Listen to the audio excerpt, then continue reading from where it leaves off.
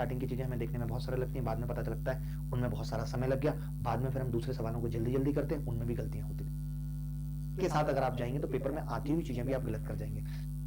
किन बातों का ध्यान रखना है? तो पहली बात मैंने बताई कि रात को कल जल्दी से सोना है। हो सकता है कि नींद ना आए, लेकिन नींद पूरी होनी चाहिए।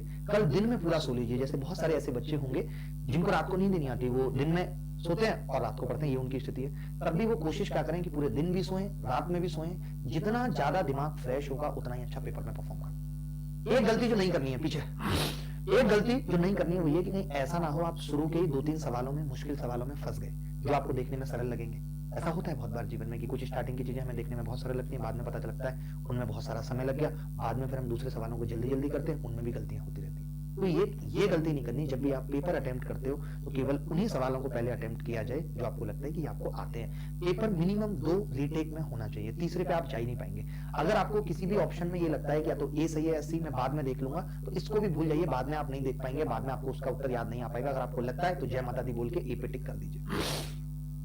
दिमाग से निकाल दीजिए कि पेपर बहुत कठिन आने वाला है, ऐसे प्रश्न आने वाले हैं जो हमने कभी पढ़े ही नहीं। ऐसा कुछ नहीं है। पैटर्न बदलने का ही मतलब एकदम नहीं होता कि पेपर में आप आ भी गए, मान लेते हैं कठिन प्रश्न, और आप बहुत डर गए, तो इतना समझ लेना कि वो सबके लिए है। कोई एक आपके लिए अकेला पेपर कठिन नहीं आया, आपके लिए पेपर अकेला कठिन नहीं आया, वो सबके लिए कठिन आया है। तो अगर पेपर के बीच में ही आप डर जाएंगे तो बहुत मुश्किल हो जाएगी। एक गलती जो बच्चे सबसे ज्यादा करते हैं वो है कि ऑब्जेक्टिव पेपर है, वो टिक तो कर देते हैं लेकिन टिक ऊपर चढ़ता नहीं, क्योंकि सिस्टम तो पुराने है ना, पैटर्न नया बदल गया। लेकिन जो एसएससी एग्जाम जहां ले रहा है वो सिस्टम सब पुराने, कोई आपको मैग नहीं दे देगा। वहां ये बहुत बच्चों से मिस्टेक होती है, जब बाद में उनको पता लगता है मैंने इसका बी लगाया था, पता नहीं कैसे सी लग गया, या मैंने इसको टिक तो किया था लेकिन वहां पे टिक क्यों नहीं हुआ। तो ये छोटी छोटी गलतियां हमारी पूरी 1 साल की मेहनत को बर्बाद कर देती हैं। ये हमें बिल्कुल नहीं करना। आप ऐसे समझ लीजिए कि जब फॉर्म का नोटिफिकेशन आया था तब मैंने और बहुत सारे शिक्षकों ने चिल्ला चिल्ला कर कहा, इस साल भी पिछले साल भी, कि बहुत सारे बच्चों के फॉर्म इसलिए रिजेक्ट हो जाते हैं क्योंकि वो चश्मा लगा के फोटो डाल देते हैं। लेकिन बच्चे नहीं सुनते काम की बात, और फिर पूरे साल की मेहनत खराब हो जाती है जब पता लगता है कि मेरा फॉर्म रिजेक्ट हो गया। कुछ नहीं हो सकता, सरकारी चीजों में तो सही काम नहीं होते, तो आपकी गलती है, इसको वो कैसे सुधार सकते हैं?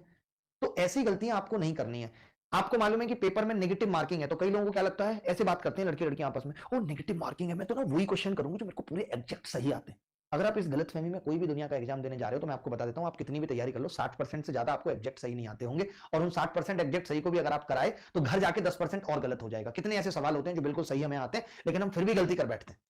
तो ये तो आपको लेना पड़ेगा कि अगर हमें सिलेक्शन लेना है, अगर हमें एग्जाम क्वालिफाई करना है तो 90% तो अटेम्प्ट होना ही चाहिए। मेरी तो ये कोशिश रहती है आप 100% अटेम्प्ट करो। बट नेगेटिव मार्किंग का बिल्कुल मतलब नहीं है कि मैं सिर्फ वही करूंगा जो मुझे बिल्कुल एग्जैक्ट सही आते हैं। एकदम गलत फहमी, ऐसा हो ही नहीं सकता। कुछ सवालों में आपको लगेगा कि यार ए सही हो सकता है बी सही हो सकता है, लेकिन मैं दोनों में चला जाता हूँ। सी और डी मुझे पता है कि ये गलत होंगे होंगे। ये डर मन में आएगा कि यार मेरी स्पीड बहुत कम है। अब बहुत सारे लोगों को लग रहा है यार मैंने कम सॉल्व किया, मेरी स्पीड बहुत कम है, मैं पता नहीं पूरा पेपर भी हल कर पाऊंगा या नहीं कर पाऊंगा। इन बातों को, ये सब बातें एकदम नॉर्मल है। इन सबको सोचने या ना सोचने से आपके पेपर की परफॉर्मेंस पे कुछ भी फर्क नहीं पड़ने वाला। पूरे उत्साह और उमंग के साथ जाइए, खुश होकर जाइए। एक और चीज जो सबसे काम की है, कई बच्चे कैसे बहाना बनाते हैं, जैसे जिनके फॉर्म कैंसिल हो गए, चश्मे वाली बात नहीं पड़ी। अब कई क्या बहाना बनाएंगे मैं आपको बता देता हूं। मैं तो एक, ऐसे मान लो कि एसएससी में इतने सारे लोग पढ़ा रहे तो मैं भी उनमें से एक, छोटी सी मेरी जगह है अपनी, ठीक है।